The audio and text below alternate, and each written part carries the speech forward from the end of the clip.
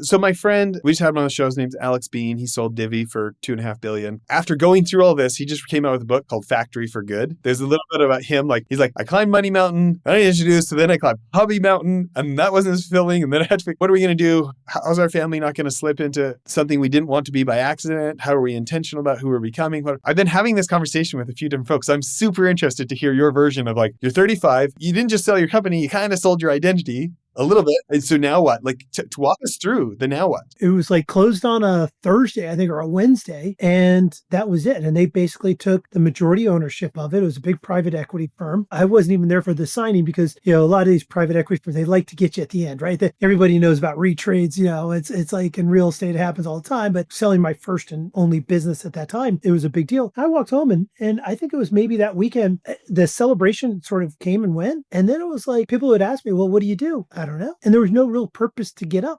My wife had already had the kids all, they're doing their stuff. They didn't need me. I was just sort of there and really fell into sort of despair. I was fortunate. I was referred out to a gentleman by the name of Bob Dylan Schneider. And Bob Dylan Schneider is a gentleman in New York City, big thinker if there was ever a big thinker, right? This was a guy who was like this micro-focused entrepreneur, right? We did one thing in one industry, in one aspect of it, but we did really well. We were very successful doing it, but that was it. But outside of that, I was a fairly boring person, right? I mean, people would introduce me, oh yeah, Rob's in banking. Yeah, they wouldn't talk about stuff. I go to see Bob. Bob's like, oh, you need to be writing books. We're going to get you into Ambersetti. We're going to get you into, like, all of a sudden, my world went from this little microcosm, just knowing commercial real estate, sort of capital markets, to, oh my gosh, I'm in Italy with prime ministers and I'm doing, and unfortunately in this case, if you have some money, it helps to do this, right? But this was about this transition from selling a business. And it was amazing. Like, I was just, because it was depressing because you didn't know what you wanted to do. What I found out was there were a lot of things I didn't really like to do. There were things I really liked to do, which was going back and starting businesses. All the other stuff it was fun. Yeah, it was great to be on this board and this group and this think tank and all this stuff. And that's sort of fun, but it wasn't really exciting. That was sort of it.